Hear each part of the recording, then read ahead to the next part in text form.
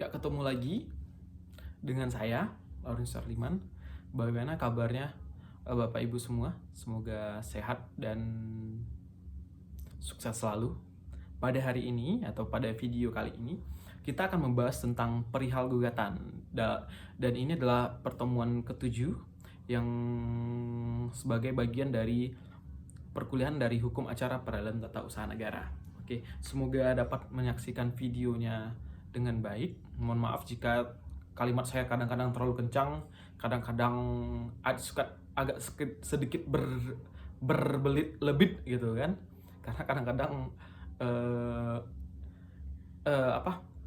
secara langsung ini kadang-kadang tidak bisa di stop dulu atau di cut dulu, tapi saya langsung mentransfernya saja ke YouTube. Jadi maaf kata nanti jika ada kalimat atau kata-kata yang agak sedikit berbelit-belit. Oke, pada hari ini kita tidak akan saya perpanjang lagi. Saya akan coba langsung masuk kepada perihal gugatan. Setidaknya dalam perihal gugatan ini ada beberapa poin yang kita bahas. Pertama, pengertian gugatan. Yang kedua itu tentang bentuk gugatan dan tuntutan di peradilan tata usaha negara. Kemudian ketiga adalah alasan mengajukan gugatan. Yang keempat, syarat-syarat surat gugatan. Yang kelima, tenggang waktu mengajukan gugatan. Yang keenam, alamat mengajukan gugatan dan tuntutan. Yang ketujuh, tuntutan atau petitum dalam gugatan. Kita masuk kepada pengertian gugatan. Nah, gugatan ini sebenarnya sebagai dalam bentuk instrumen hukum dalam lapangan administrasi negara yang utama dan sangat digunakan dalam pemerintah dalam menentang keputusan tata usaha negara atau besciking yang sudah diberikan. Jadi kita nggak terima nih ketika kita sudah diberikan keputusan tata usaha negara, kalau kita seorang PNS atau seorang kita abdi negara gitu kan, atau kita seorang pegawai BUMN, nah kita tiba-tiba dikasih besciking nih keputusan tata usaha negara, atau kita sebagai masyarakat yang tiba-tiba ada suatu keputusan dari kepala daerah ataupun dari pejabat yang berwenang memberikan suatu, wah ini loh kamu harus pindah gitu kan, tiba-tiba gitu. Nah itu kita gugat gitu karena kita tidak sesuai dengan keinginan kita. Nah kalau kita melihat dalam rangka penataan hukum terkait dengan gugatan, Undang-Undang Peradilan Tata Usaha Negara telah memberikan pengertian tata cara atau mekanismenya terkait gugatan.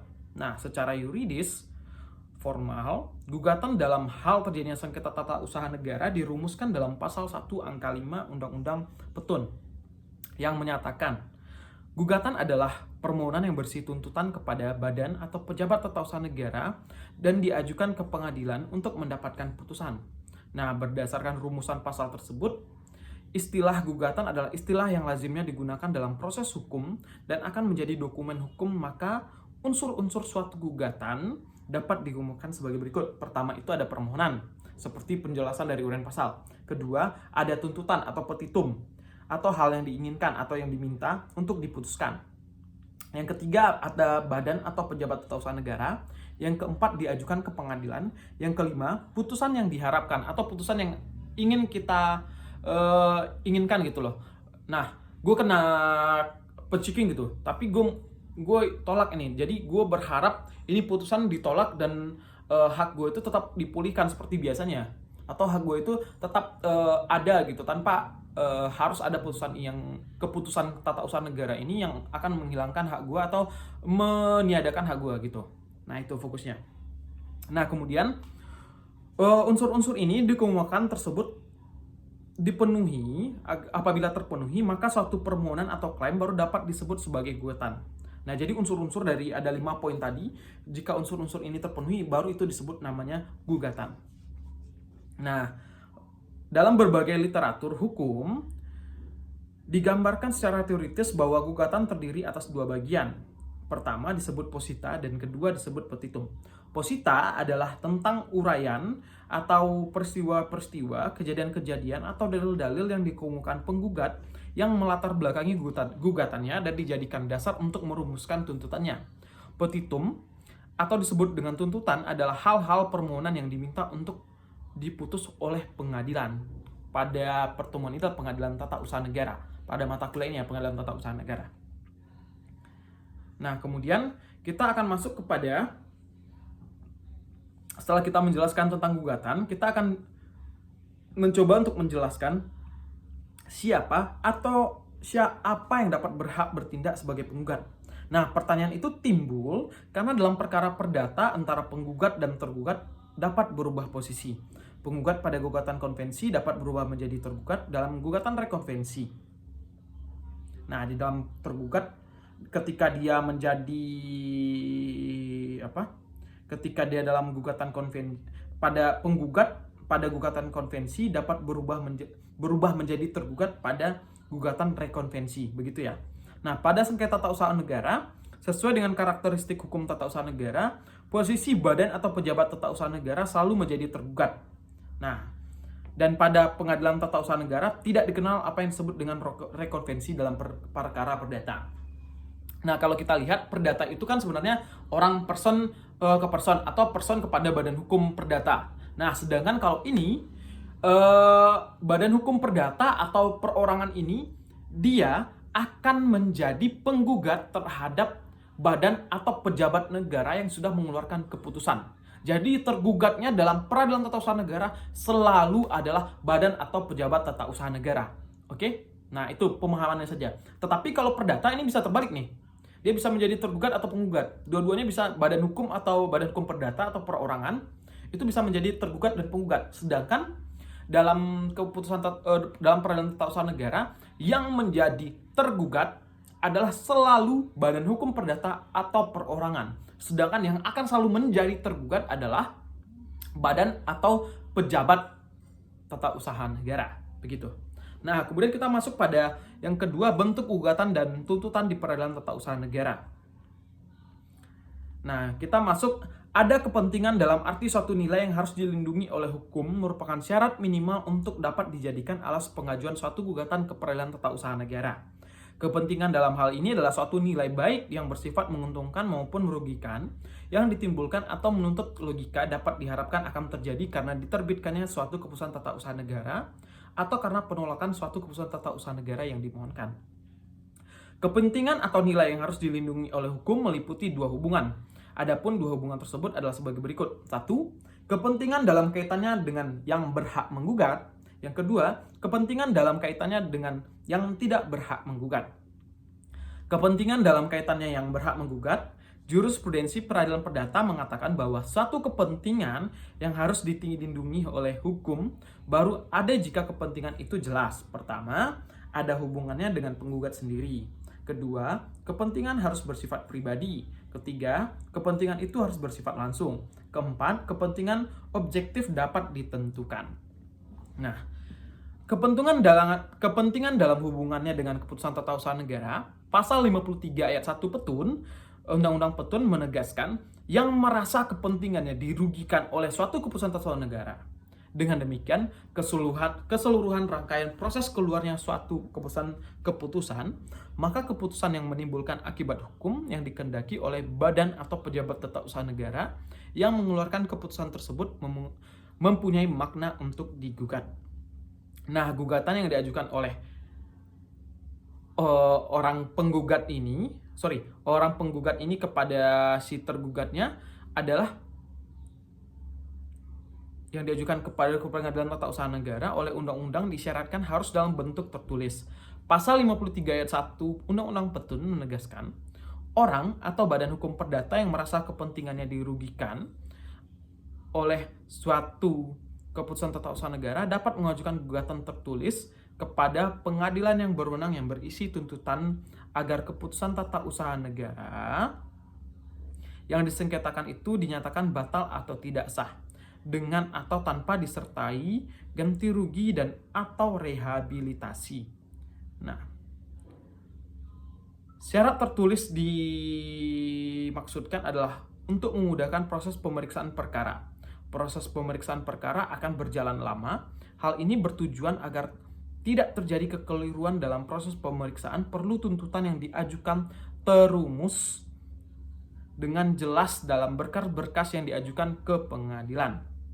Nah, bentuk tertulis dari gugatan tidaklah menjadi penghalang bagi yang tidak pandai tulis baca untuk mengajukan ke petun. Bagi mereka yang tidak pandai penulis atau membaca, dapat menghadap ke panitera untuk mengutarakan maksudnya. Jadi begini, Jadi dalam peradilan tata usaha negara itu, maka mereka itu harus fokus ketika ingin ketika ingin mengajukan gugatan, maka gugatannya itu dalam bentuk tertulis, tidak boleh dalam bentuk lisan, tetapi harus dalam bentuk tertulis. Maka gugatannya itu baru bisa diterima. Kalau seandainya ada orang yang tidak pandai membaca dan tidak menulis, tetapi haknya merasa dilanggar dalam perspektif tata usaha negara, maka dia bisa menghadap kepada panitera untuk meminta bantuan agar ini loh keinginan saya atau gugatan yang mau saya ajukan. Nah, begitu.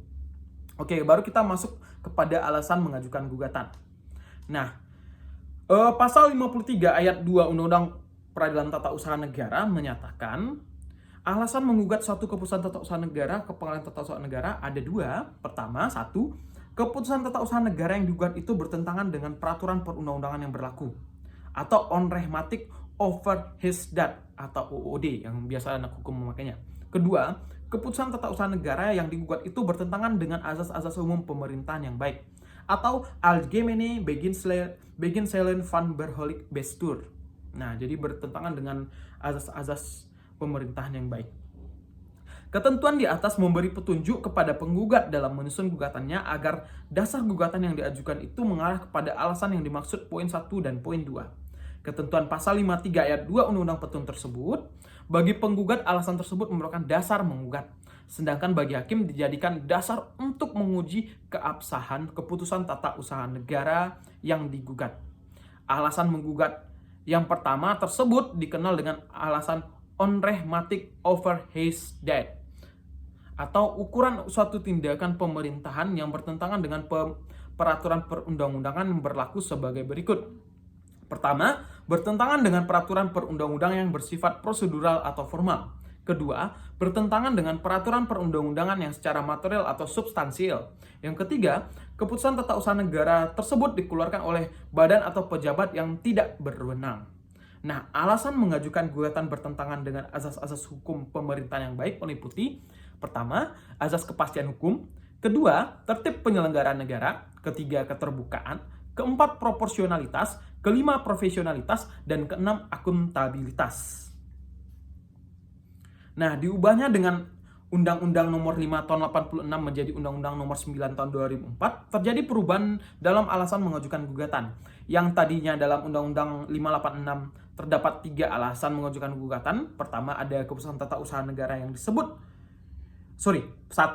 tata usaha negara yang digugat bertentangan dengan peraturan perundang-undangan yang berlaku. Kedua, keputusan tata usaha negara yang digugat dikeluarkan atau diterbitkan atas dasar penyalahgunaan wewenang.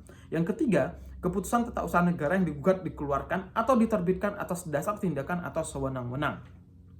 Nah, sedangkan dalam Undang-Undang Nomor 9 Tahun 2004, Pasal 53 ayat 2 menyatakan, keputusan tata usaha negara yang digugat itu bertentangan dengan peraturan perundang-undangan yang berlaku. Dan yang kedua, keputusan tata usaha negara yang digugat itu bertentangan dengan azas-azas umum pemerintahan yang baik. Nah, syarat-syarat gugatan, kalau kita masuk kepada poin D, yaitu syarat-syarat surat gugatan. Jika kita lihat dalam pasal 56 Undang-Undang Petun, ayat 1-nya menjelaskan bahwa gugatan itu harus memuat nama, kewarganegaraan, tempat tinggal, dan pekerjaan penggugat atau kuasanya. Kemudian yang B, nama, jabatan, dan tempat kedudukan tergugat. Dan C, dasar gugatan dan hal yang diminta untuk diputuskan oleh pengadilan. Nah, kemudian yang kedua, apabila gugatan dibuat dan ditandatangani oleh seorang kuasa penggugat, maka gugatan harus disertai suatu kuasa yang sah. Yang ketiga, gugatan sedapat mungkin juga disertai dengan keputusan tata usaha negara yang disengketakan oleh penggugat. Nah, pasal 56 ayat 1 huruf C menegaskan bahwa gugatan memuat dalil-dalil yang menjadi dasar yang lazim disebut dengan posita. Dalil-dalil yang menjadi dasar gugatan itu disebut dengan fundamentum petendi. Pasal tersebut mensyaratkan gugatan harus berisi petitum, hal yang dimohonkan oleh penggugat ke pengadilan untuk diputuskan. Jadi berdasarkan pasal 56 ayat 1 tersebut, dasar gugatan memuat hal berikut. Pertama, persona standing in judicio, yaitu penggugat dan tergugat. Jelas penggugat dan tergugatnya. Kemudian posita atau fundamentum petendi. Yang ketiga adalah petitum. Nah, selanjutnya pasal 56 ayat 2 menegaskan apabila gugatan dibuat dan ditandatangani oleh kuasa penggugat, maka gugatan harus dikuasai dengan surat kuasa yang sah. Jadi ketika Bapak Ibu ingin memberikan kuasa, maka harus jelas surat kuasanya pada siapa, jelas pengacara sama siapa atau siapa yang mau dikuasakan gitu. Nah, kemudian ketentuan ini dasar bagi pihak penggugat yang tidak mampu bertindak diri sendiri untuk membelah hak-haknya dan meminta bantuan hukum kepada orang lain sebagai kuasa hukum yang mewakili kepentingannya dalam proses perkara tersebut. Nah, kemudian pasal 56 ayat 3 mengatakan bahwa gugatan sedapat mungkin disertai oleh keputusan tata usaha negara. Kata sedapat mungkin dalam ayat 3 ini berarti bukan keputusan tata usaha negara yang digugat itu tidak berada atau tidak dimiliki penggugat. Jadi penggugat tidak boleh mengajukan gugatan. Karena dalam kenyataannya, keputusan tata usaha negara yang hendak digugat itu mungkin tidak ada dalam gugatan penggugat. Dalam hal keputusan tata usaha negara itu ada padanya, maka untuk kepentingan pembuktian, ia harus melampirkan di dalam gugatan yang diajukan. Nah, akan tetapi baik penggugat yang tidak memiliki keputusan baik penggugat yang tidak memiliki keputusan tata usaha negara maupun pihak ketiga yang terkena akibat hukum keputusan tersebut tentu tidak mungkin melampirkan di dalam gugatan keputusan yang hendak disengketakan itu. Nah, dalam rangka pemeriksaan persiapan, hakim selalu dapat meminta kepada badan atau pejabat tata usaha negara yang bersangkutan untuk mengirimkan kepada pengadilan keputusan pengadilan TUN yang sedang disengketakan dengan kata sedapat mungkin tersebut. Jadi seandainya ada si pihak ini tidak memiliki keputusan tata usaha negara atau ketun tadi itu berdampak hukum kepada dia tidak memiliki, tetapi dia sudah mengajukan gugatannya ke petun, maka hakimlah yang nanti yang berwenang untuk meminta ketun tadi atau keputusan tata usaha negara tadi kepada pihak yang memberikan atau badan atau pejabat yang mengeluarkan. Jadi begitu simpelnya ya. Nah, syarat-syarat untuk mengajukan surat gugatan itu setidaknya secara substantif harus memuat nama, kewarganegaraan, tempat tinggal dan pekerjaan penggugat atau kuasanya, kemudian nama jabatan dan tempat kedudukan ketergugat, yang ketiga dasar gugatan dan hal-hal yang dimintakan untuk diputuskan oleh pengadilan, kemudian keabsahan perwakilan. Jika gugatan dibuat dan ditandatangani oleh seseorang kuasa penggugat harus disertai kuasa yang sah.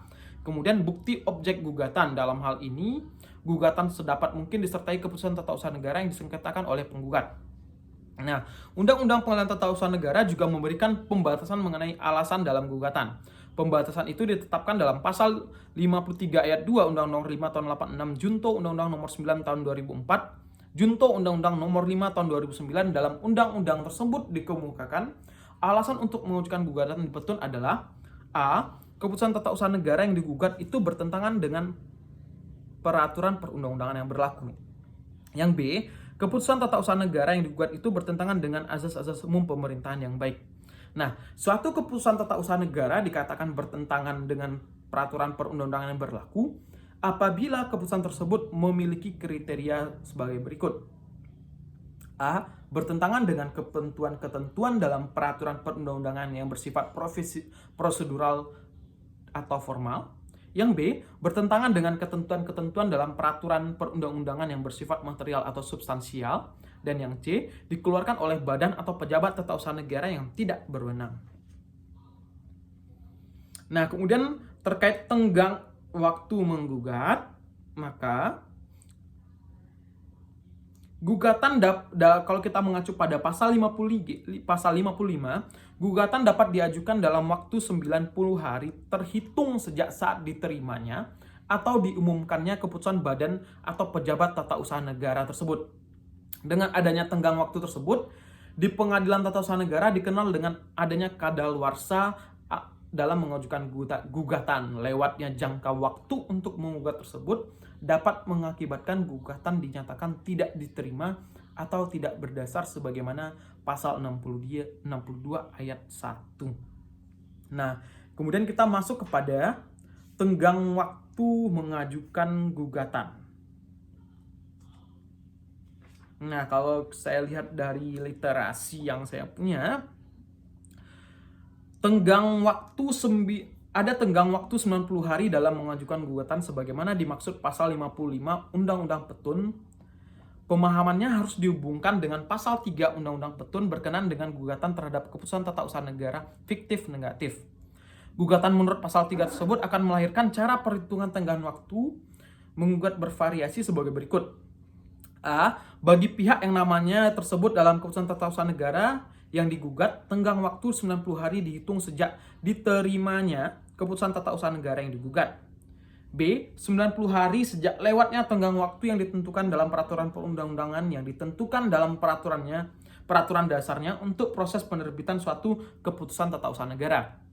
Yang ke C, 90 hari sejak lewatnya waktu 4 bulan dihitung dari diterimanya permohonan seseorang untuk terbitnya suatu keputusan tata usaha negara jika peraturan dasarnya tidak menyebutkan tenggang waktu untuk proses terbitnya suatu keputusan tata usaha negara. Dan yang D, 90 hari sejak pengumuman dalam hal peraturan dasar keputusan TUN harus diumumkan. Nah, mengingat rumusan pasal tenggang waktu mengajukan gugatan dalam Undang-Undang Petun tersebar masih sangat abstrak, untuk kepentingan praktik acara di Pengadilan Mahkamah Agung, maka telah diterbitkan SEMA, Surat Edaran Mahkamah Agung nomor 2 tahun 1992. Nah, di mana ada pedoman waktu 90 hari sebagai berikut. Pertama, perhitungan tenggang waktu sebagaimana dimaksud pasal 55 Undang-Undang Petun terhenti atau ditunda pada waktu gugatan didaftarkan di Kepanitraan Petun yang berwenang. Yang B, sehubungan dengan pasal 62 ayat 6 dan pasal 63 ayat 4 Undang-Undang Petun, maka gugatan harus hanya dapat diajukan dalam sisa waktu sebagaimana dimaksud poin A. Dan yang C, bagi yang tidak dituju oleh suatu putusan TUN, tetapi yang merasa berkepentingan dirugikan, maka tenggang waktu sebagaimana dimaksud pasal 5 di pasal 55 dihitung secara kausisitas sejak saat ia merasa kepentingan dirugikan oleh keputusan tata usaha negara tersebut. Nah, kemudian alamat mengajukan gugatan dan tuntutan. Nah, pasal 54 Undang-Undang Petun menegaskan bahwa alamat ke pengadilan mana gugatan dapat dirumusan sebagai berikut. Pertama, gugatan sengketa tata usaha negara diajukan ke pengadilan yang berwenang yang daerah hukumnya meliputi tempat kedudukan tergugat. Apabila tergugat lebih dari satu badan atau pejabat tata usaha negara berkedudukan tidak dalam satu daerah hukum pengadilan, gugatan diajukan kepada pengadilan yang daerah hukumnya meliputi tempat kedudukan salah satu badan atau pejabat tata usaha negara. Yang ketiga, dalam hal tempat kedudukan tergugat tidak berada di dalam daerah hukum pengadilan tempat kediaman penggugat, maka gugatan diajukan ke pengadilan yang daerah hukumnya meliputi tempat kediaman penggugat untuk selanjutnya diteruskan ke pengadilan yang bersangkutan. Yang keempat, dalam hal-hal tertentu sesuai dengan sifat sengketa tata usaha negara yang bersangkutan diatur dengan peraturan pemerintah, gugatan dapat diajukan ke pengadilan yang berwenang yang daerah hukumnya meliputi tempat kediaman penggugat. Yang kelima, apabila penggugat dan tergugat berkedudukan atau berada di luar negeri, gugatan diajukan ke pengadilan di Jakarta. Yang keenam, apabila tergugat berkedudukan di dalam negeri dan penggugat di luar negeri, gugatan diajukan ke pengadilan di tempat kedudukan tergugat. Nah, itu terkait kemana sih alamat mengajukan gugatan dan tuntutan. Nah, kemudian kita masuk kepada tuntutan atau petitum dalam gugatan. Pasal 53 ayat 1 Undang-Undang Petun mengatur bentuk tuntutan atau petitum atau apa yang diminta untuk diputuskan oleh pengadilan yang dapat diajukan dalam gugatan petun. Nah, pasal tersebut merumuskan seseorang atau badan hukum perdata yang merasa kepentingannya dirugikan oleh suatu keputusan tata usaha negara dapat mengajukan gugatan tertulis kepada pengadilan tata usaha negara yang berisi tuntutan agar keputusan tata usaha negara yang disengketakannya dinyatakan batal atau tidak sah, dengan atau tanpa disertai tuntutan atau ganti rugi dan atau direhabilitasikan. Nah, kemudian apa yang dapat dituntut dalam gugatan petun? Selain tuntutan pokok dan tuntutan tambahan, dapat juga diajukan tuntutan lain dalam gugatan dikaitkan dalam pasal 3 Undang-Undang Petun. Dengan adanya ketentuan tersebut, dapat dikemukakan tuntutan yang dapat diajukan dalam gugatan di Pengadilan Tata Usaha Negara ada empat, sorry. Pertama, tuntutan agar ketun yang digugat dinyatakan batal atau tidak sah. Yang kedua, tuntutan agar atau badan pejabat tata usaha negara yang digugat untuk mengeluarkan ketun yang dimohonkan oleh penggugat. Yang ketiga, tuntutan ganti kerugian. Dan yang keempat adalah tuntutan rehabilitasi dan atau tanpa kompetensi. Nah, itulah empat tuntutan yang bisa diajukan di dalam peradilan tata usaha negara. Mungkin sekian dulu pertemuan kita. Jika ada Bapak Ibu rekan-rekan mahasiswa ingin berdiskusi, mungkin bisa kontak saya di WA atau nanti kita melakukan Zoom biar agar lebih paham. Mungkin pada video ini saya agak cepat-cepat dan katanya masih berbelit-belit, berlebit-lebit gitu kan. Jadi mohon dimaafkan terkurang karena ada peribahasa menyatakan tidak ada gading yang tidak retak, begitu juga manusia tidak ada yang sempurna. Jadi mohon maaf sebelumnya jika ada kalimat-kalimat saya yang sudah susah dicerna atau ada kata-kata saya yang cukup berbelit-belit. Semoga video ini terkait pertemuan yang ketujuh ini dapat menambah pengembangan keilmuan dari hukum acara pidana tata usaha negara.